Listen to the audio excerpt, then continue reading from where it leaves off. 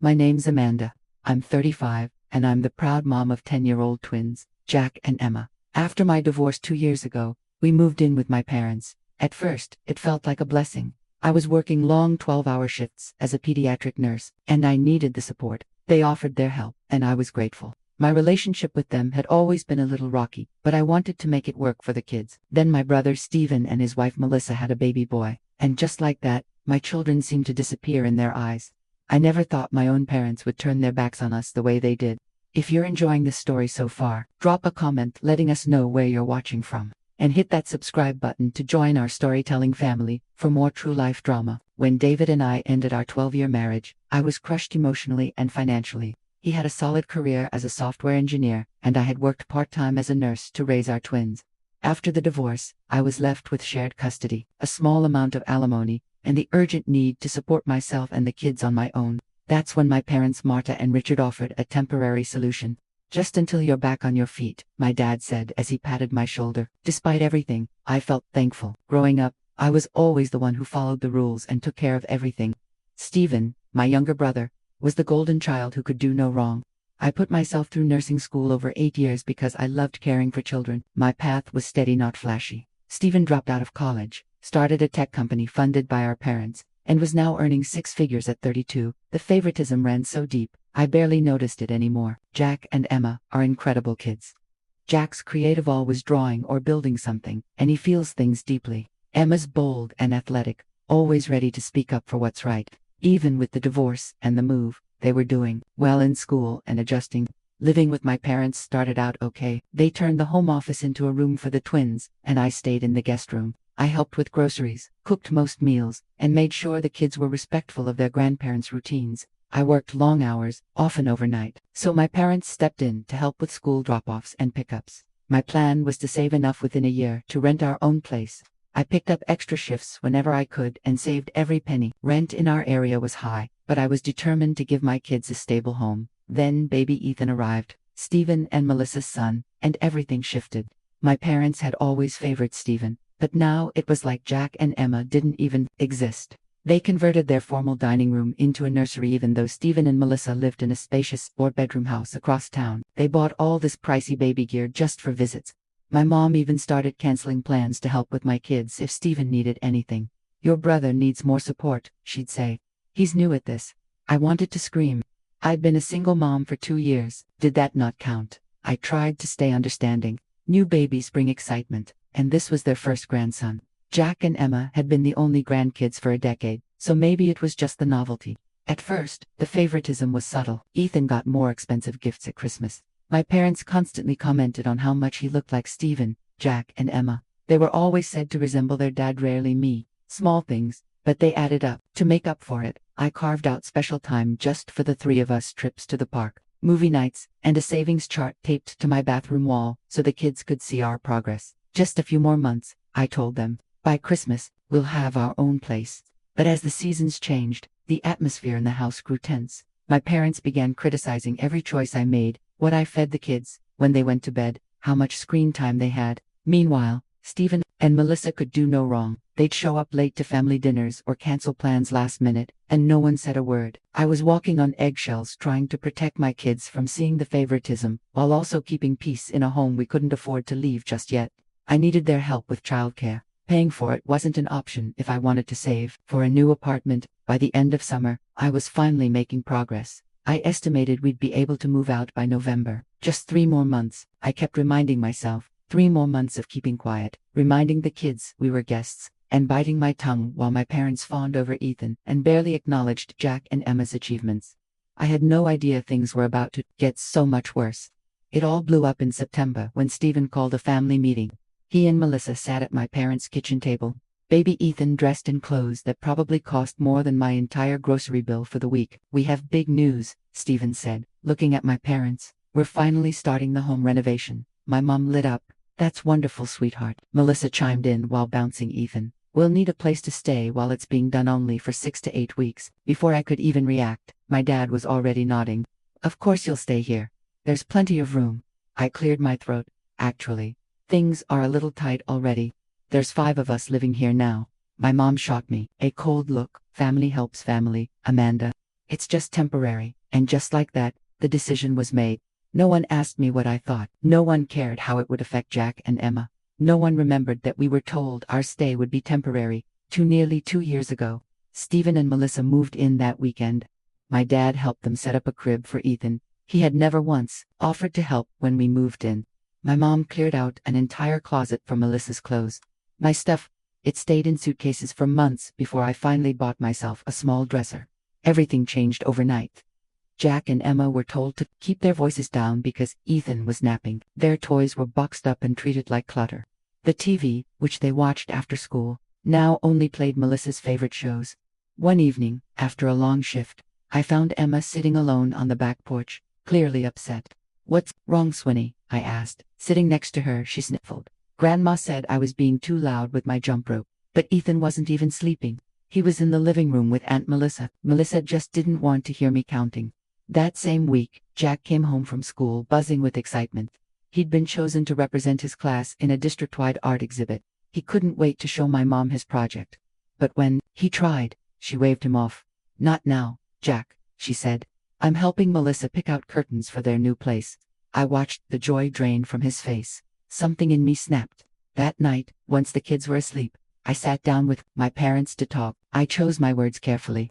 "I know Stephen and Melissa need extra help right now," I said. "But I'm worried about how Jack and Emma are being treated. They feel like they don't matter anymore." My dad frowned. "They're being too sensitive. Kids need to learn that babies require more attention, and Ethan's not even here during the day." I reminded him that Stephen drops Ethan off at daycare in the mornings and Melissa picks him up after work. My kids weren't asking for attention during those hours. My mom rolled her eyes. "Amanda, you've always been jealous of your brother. I thought you would have grown out of that by now." I just sat there, stunned. Is that really how they saw me? Not as a mother advocating for her children, but as a jealous sister. Things only got worse. Melissa started reorganizing the kitchen, without asking, criticized the healthy snacks I bought for the twins, and left her laundry in the washer for days. Stephen acted like he owned the place, hosting loud watch parties without checking if anyone else needed the space. One night, I overheard Stephen talking to my dad. "We might need to extend the renovation," he said. "The contractor found some issues with the foundation." "Take all the time you need," my father replied. "This is your home, too." That hit me hard. I'd never once been told that, even though I helped with bills and did most of the housework, I was constantly reminded that our stay was only temporary. Meanwhile, Stephen and Melissa, who weren't paying a cent, were being treated like royalty. The breaking point came during Sunday dinner in early October. My mom had cooked all of Stephen's favorite meals, none of which my kids really liked. When Jack politely asked if there was anything else he could eat, my mom snapped at him. "When I was your age, we ate what we were given," she scolded. Later, Ethan threw his entire plate on the floor. Everyone laughed. "He's just exploring," Melissa said casually, not even trying to clean it up. The favoritism was so obvious, even Jack noticed. "Why can Ethan throw his food? But I can't ask for something different," he whispered to me. I had no answer. Later that week, I found that Jack and Emma's artwork had been taken down from the fridge. In its place were Ethan's daycare schedule and a bunch of pictures of him. When I asked about it, Melissa just shrugged. I needed space for important stuff.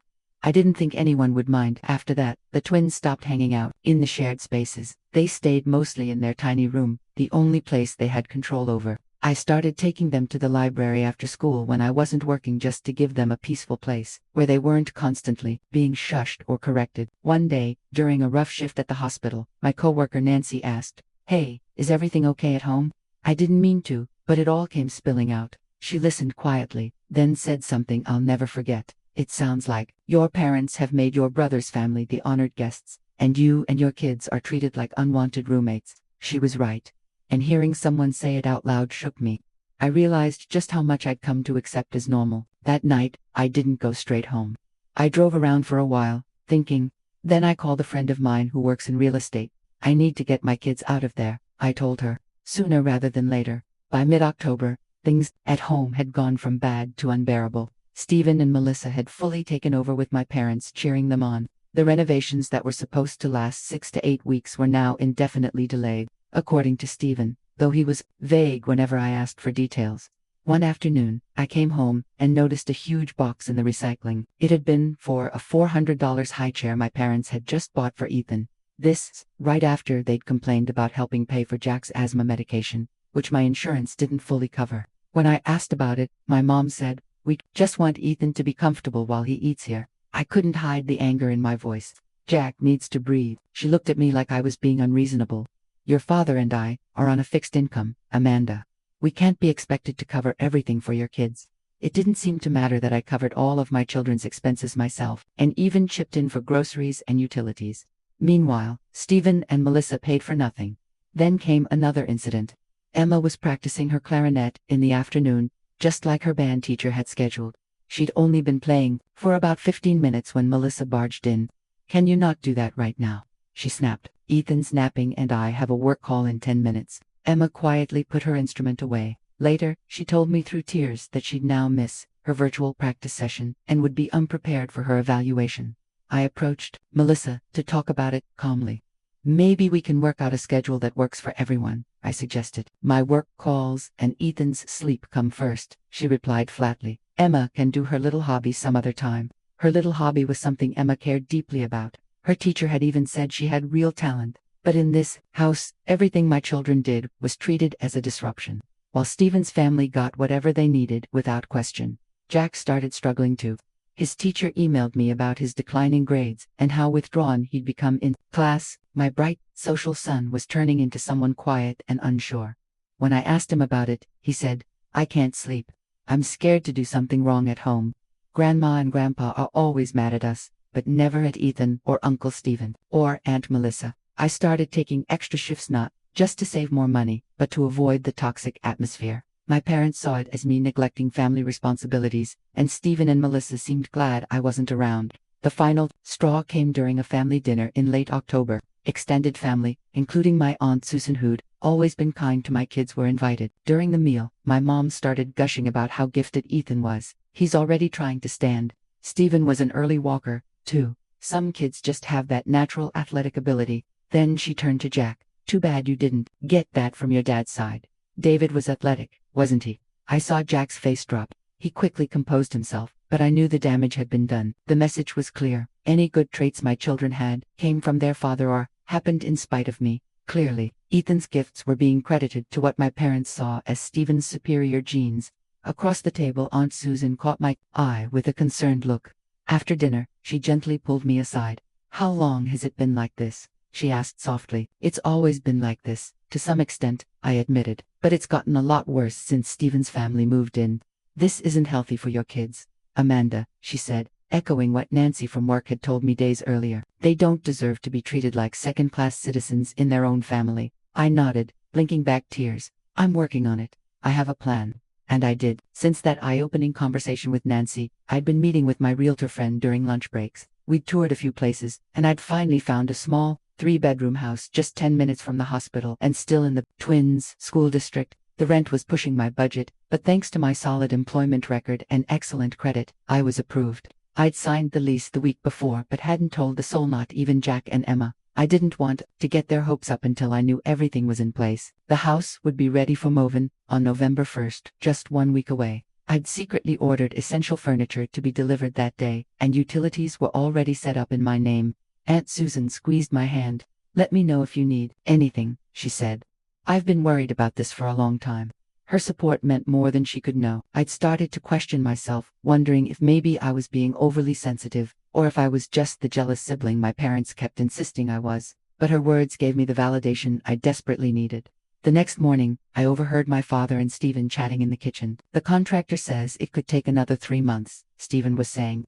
"And honestly, with the baby, it probably makes sense to just stay through the holidays." "You're always welcome here," my dad replied warmly. "This is your home."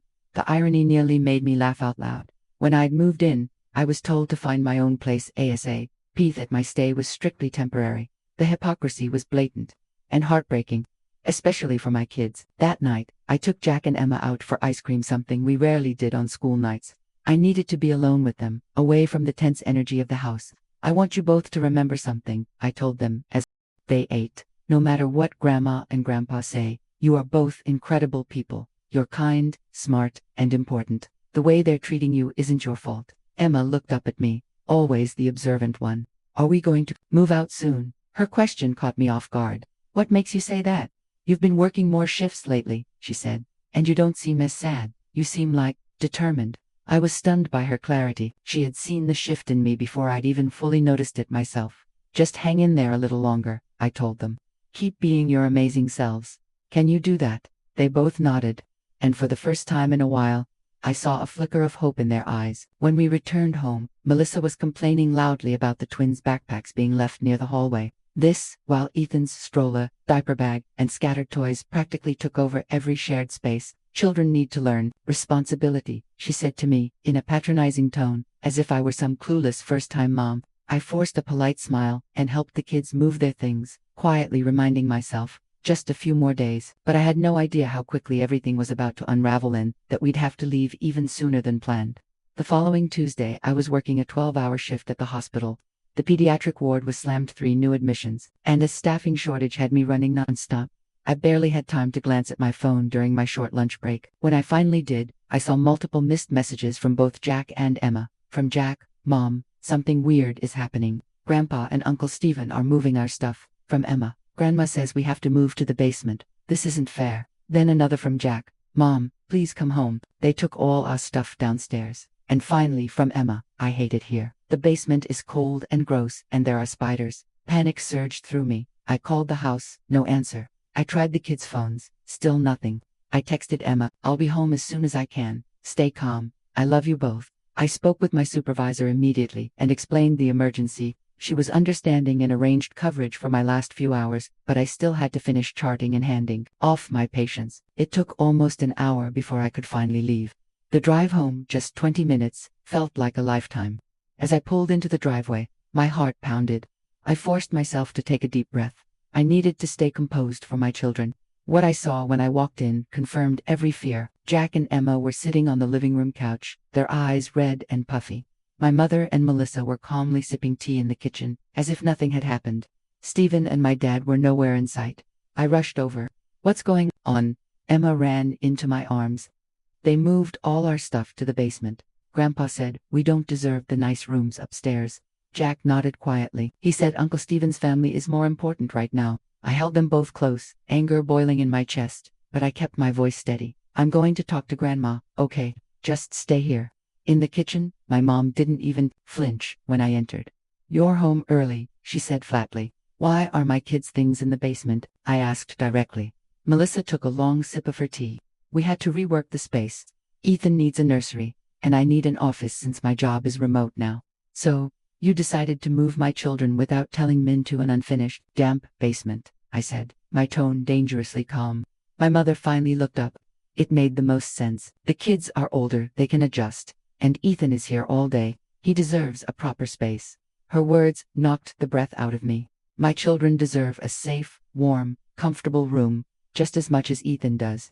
Don't be so dramatic, she said, waving me off. We set up their beds. The basement is fine. It's freezing at night. There's mold in the corner, and the ceiling isn't even finished, I said, my voice shaking. There's one tiny window that doesn't open properly.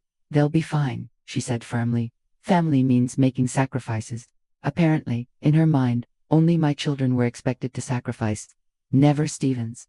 At that moment, my dad and Stephen walked in through the back door. Good, you're here, my dad said. We made some changes we need to talk about. I've noticed, I replied, trying to stay composed. You moved my children's things without even speaking to me. Stephen shrugged. We need the space upstairs. Ethan's growing fast, and Melissa needs quiet for her work calls, and my kids need a safe and proper bedroom, I insisted. The basement is fine, my dad shrugged. I put in some lights and threw down some old carpet scraps. They should be thankful they've got somewhere to stay at all. I just stared at him, really seeing him. Maybe for the first time, this man who raised me, who I spent years trying to win over, just made it painfully clear how little he valued me, or my kids. Jack has asthma, I reminded them. That basement is damp and has mold. It could trigger a serious attack. You're overreacting again. Stephen rolled his eyes. Kids are tough. Melissa and I had it way worse growing up, didn't we, hun? Melissa nodded, but I knew the truth. She grew up in a 5-bedroom house in a wealthy suburb. I looked at the 4 adults who made this decision. None of them showed a bit of remorse or understanding. To them, this was totally acceptable. The Goldenchild's family got the best, while mine had to settle for whatever was left. I walked back to the living room. Jack and Emma sat there waiting, hopeful, trusting me to fix things. In that moment, something clicked. A calm certainty settled in. I smiled at them, a real smile, and said 3 words that changed everything. Pack your bags. They looked confused. I nodded gently. Trust me. Pack whatever's most important to you. We'll come back for the rest later. My father followed me into the room and overheard. Oh, come on, Amanda. Don't be dramatic. Nobody's asking you to leave. I turned to him, still smiling. No, Dad, you just made it very clear where we stand in this family, and we deserve better. What are you talking about? He said, confused, as Jack and Emma watched us. Go ahead, kids, I said softly. Get your backpacks and grab what matters most. We'll be back tomorrow for the rest. They ran upstairs as my mom entered the room. What is this nonsense? You're leaving just because you didn't get your way. Stephen and Melissa came in behind her, Ethan sitting on Stephen's hip. All of them were here for the showdown, apparently. This isn't about not getting my way, I said calmly. This is about respect, something that's been missing here for a long time. We've given you a roof over your head for almost 2 years, my father shouted, and this is the thanks we get. Yes, you have, I said, and I've been grateful. I've also pitched in with money, done most of the cooking and cleaning, and made sure my kids followed your rules. But today, you crossed a line, Melissa scoffed. It's just a room change.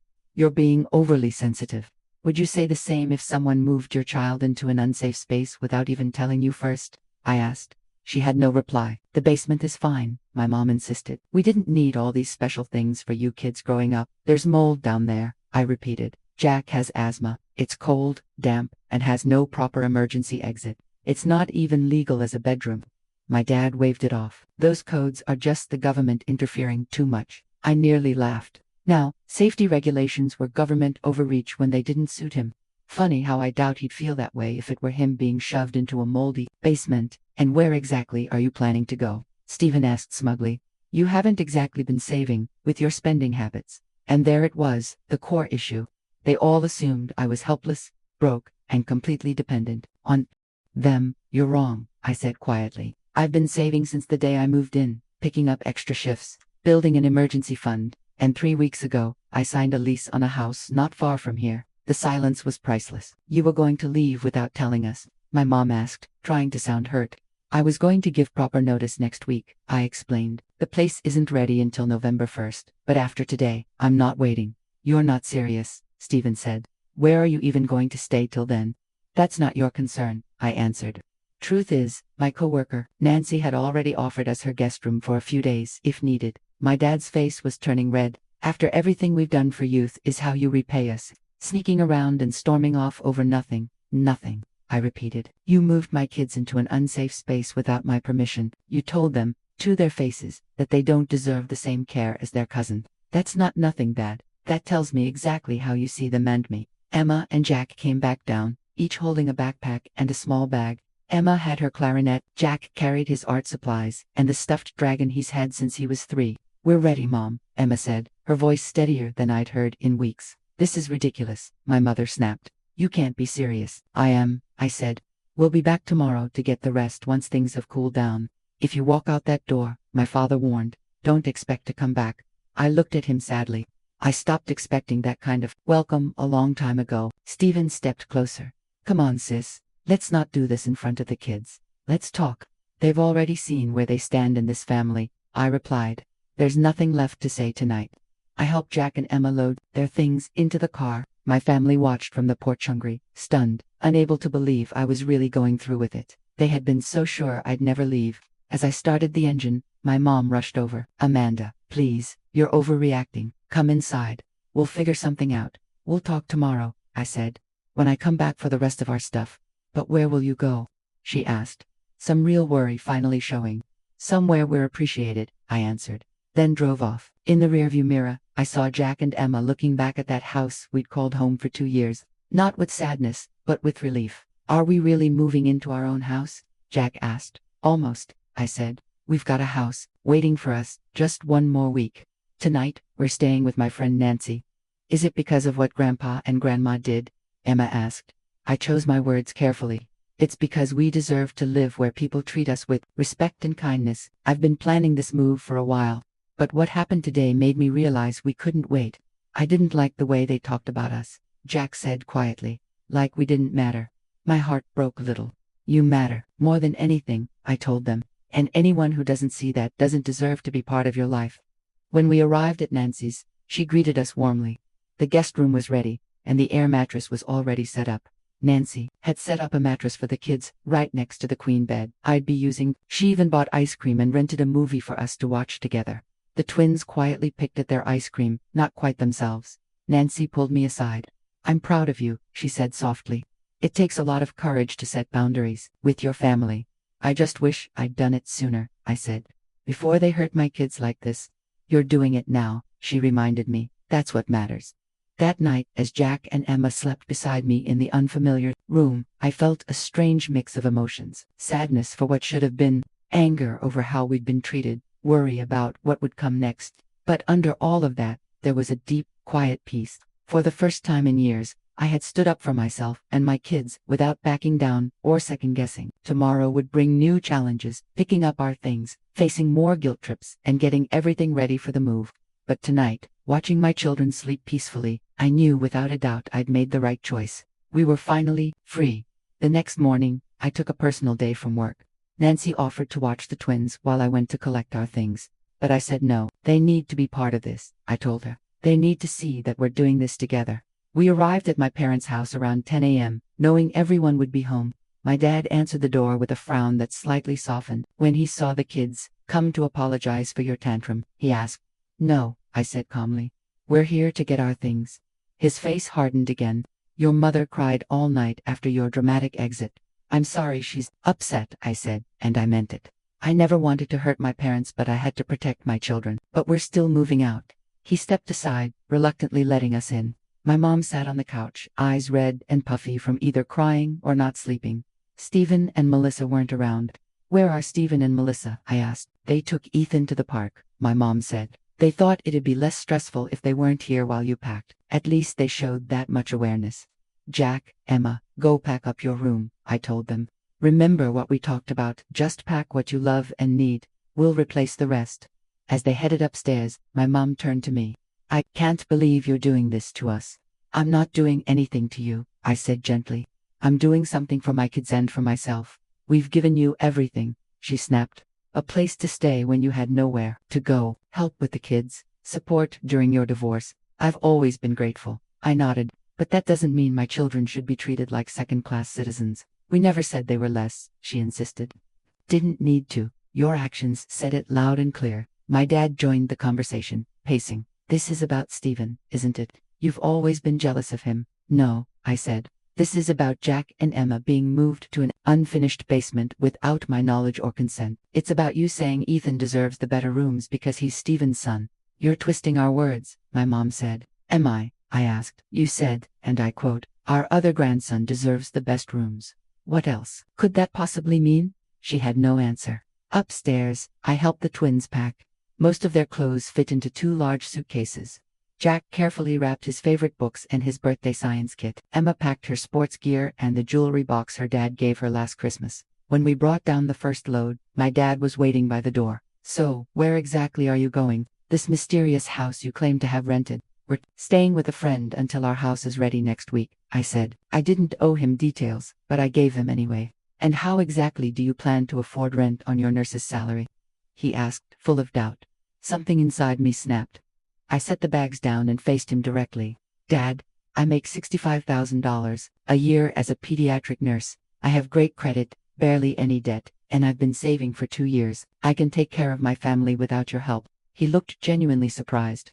It hit me he had no idea how much I earned or how well I managed my life. He had just assumed I was failing because that fit his story about me. "The rental market is horrible right now," my mom chimed in. "How did you even find a place?" "I have friends, connections," I said. "Just because I didn't tell you my plans doesn't mean I didn't have any." We loaded the car in several trips. My parents stayed quiet, clearly realizing this was really happening. Once everything was packed, I did one last check around the house. In the kitchen, I found my mom making coffee, her movements slow and robotic. "We're leaving now," I told her. She turned to me, eyes filling with tears. "I don't understand why you're doing this. We're family." "Yes, we are," I said. "And that's why it hurts. Family should make each other feel respected. Jack and Emma haven't felt that here in a long time." "That's not true," she whispered. "Mom, yesterday, you told them they didn't deserve the same quality of space as their cousin. How do you think that made them feel?" She looked away. We didn't mean it like that. How else could you have meant it? Still, no answer. As we got ready to leave, my dad tried one last time. This is a mistake. Amanda, you're letting your pride get in the way of what's best for your kids. No, Dad, I said, firmly. For the first time in years, I am doing what's best for my kids, whether you approve or not. Jack and Emma said stiff, awkward goodbyes to their grandparents. I could tell they were torn. They'd been raised to love and respect these people, even though those same people had treated them so carelessly. As we drove away, Emma asked, "Will we ever see Grandma and Grandpa again?" Yes, I told her, but only when we're treated with respect. We'll visit on our terms now. The next few days at Nancy's house were peaceful. The twins were lighter, happier playing and joking in ways I hadn't seen in months. I took another day off to finalize everything. I met the landlord early and picked up the keys so we could move in before the lease officially started. The house was small but perfect. 3 bedrooms, a tiny backyard, a sunlit kitchen, still in our school district, and closer to the hospital than my parents' place. We moved in on Friday. Nancy and some co-workers helped, turning what could have been a stressful day into a joyful one. By night, we had beds set up, the kitchen working, and a cozy living room. After pizza and bedtime, with the kids sleeping in their own rooms for the first time in almost 2 years, I sat in the living room alone and cried. Not from sadness, though there was some, but from relief and pride. All day, my phone buzzed with messages from my parents, some angry, some begging me to come back. I replied once, "We're safe and settled. I'll reach out when I'm ready." On Monday morning, they showed up unannounced at our new place. I had just gotten back from dropping the twins off at school and was getting ready to leave for my shift. "How did you even find our address?" I asked as I hesitantly let them in. "Your Aunt Susan gave it to us," my dad admitted. "She thought it might be time we tried to make things right." I made them some coffee while they looked around our simple but cozy new home. "It's smaller than I imagined," my mom remarked. "It's just right for the 3 of us," I answered. "Amanda, we want you to come back home," my father said, cutting to the chase. "This has gone on long enough. This is home now," I replied calmly but firmly. "But the kids need their grandparents," my mom added, "and their uncle and cousin. What they need is to be treated with love and respect," I said. "When you can offer that consistently, then you're welcome in their lives." "We've always loved them," my mom protested. "Love isn't just a feeling, Mom. It's how you treat people. It's about choices. That's what shows what really matters to you." They stayed nearly an hour, cycling through guilt trips, emotional appeals, and finally, a reluctant acknowledgement that maybe they had been insensitive. "We didn't think about how it all looked from your side," my dad said. "We just thought we were helping Stephen and Melissa through a rough time." "I get that," I told him. "But you helped them in a way that put my kids' safety and peace at risk. That's not something I can ignore." When they left, we had reached a shaky understanding. They'd respect our new situation, and in 2 weeks, we'd come by for Sunday dinner. It was a small step, but a step forward. Over the following weeks, word about our leaving spread through the family. Most relatives were supportive.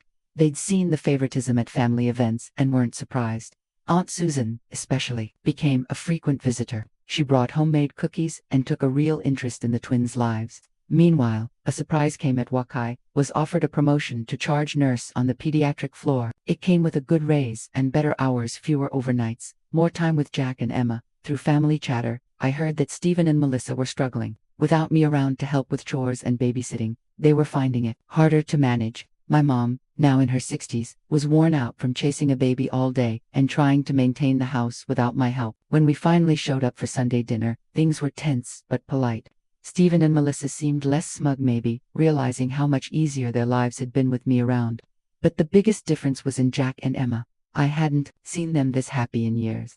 Jack's teacher mentioned how much his focus and participation had improved. Emma was doing great with her clarinet, practicing every day in her room, without fear of being shushed. One night, as I tucked Emma into bed, she said something that made everything worth it. "I like our house, Mom," she mumbled sleepily. "It feels like I can breathe here." Out of everything, that simple sentence from my daughter meant the most. We had built a space where my children could breathe emotionally, mentally, even spiritually, and that made every challenge worth it. 6 months after moving out of my parents' home, our lives had changed in ways I never expected. Our small rental had become a real home full of laughter, art taped to the fridge, and the warm, messy chaos of daily life. Jack and Emma were thriving, their confidence returning now that they lived in a place where they felt safe and respected. My promotion brought not only more money and better hours, but a sense of professional purpose I hadn't felt in years. For the first time, as an adult, I didn't feel like I was just surviving, I was actually living. Our relationship with my parents settled into something cautiously respectful. Sunday dinners became a once-a-month event, with clear boundaries that were mostly followed. My mom had begun to reflect on the family dynamic and, little by little, admitted to the favoritism. My dad, on the other hand, still struggled to recognize his part in everything. "I've been thinking about last fall," my mom said during a visit. She'd started coming alone sometimes. "I didn't realize how much we were hurting Jack and Emma." "What made you see it?" I asked, truly curious. She sighed and looked older than I remembered. "After you left, everything changed. Stephen and Melissa stayed another month, but without you, I couldn't keep up. I was constantly tired. That's when I started to realize how much you'd been doing and how much I had taken for granted." It was the closest I had gotten to an apology, and I accepted it for what it was. She went on. "Stephen and Melissa began fighting more over the baby, the house renovations, money. They left before Christmas, even though the remodeling wasn't finished. I wasn't shocked. I'd seen the cracks in their relationship, though they always acted like everything was fine. Without the cushion of my parents' support and my practical help, those cracks had grown wider." "How are they doing now?" I asked, out of politeness more than concern. "They're in couples therapy," she said. "Your father thinks it's a waste of time, but I think it might help. Melissa went back to work, and they're struggling with childcare." I nodded, feeling a small pang of sympathy. Parenting is tough even under ideal conditions, and their relationship had never seemed built on a solid foundation. But the biggest changes were still in my kids. Jack's anxiety had nearly vanished. His creativity had come back full force. He joined an after-school art program and was thriving under a kind teacher who appreciated his talent. Emma made the advanced band and was now thinking about trying out for soccer in the spring. One evening, as we worked on a puzzle, something we'd started doing together regularly, Emma brought up her grandparents. "Mom," she asked gently, "why do you think Grandma and Grandpa treated us so differently from Ethan?" I paused, thinking before I spoke. Sometimes, people get fixed ideas in their heads. Grandma and Grandpa always saw Uncle Stephen as someone special. And when he had Ethan, that attention just shifted to him. "But we're their grandkids too," Jack pointed out. "Yes, you are," I said, "and they do love you. They just didn't know how to love all of you equally." "Is that why we left?" Emma asked. "Because they weren't fair. We left because everyone deserves to be treated with kindness and respect," I answered. When that wasn't happening, we needed to create a space where we could all grow. Jack nodded slowly. "I like it better here," he said. "At Grandma and Grandpa's, I always felt like I was in the way." "You're never in the way here," I assured him. "This is your home. You belong here exactly as you are."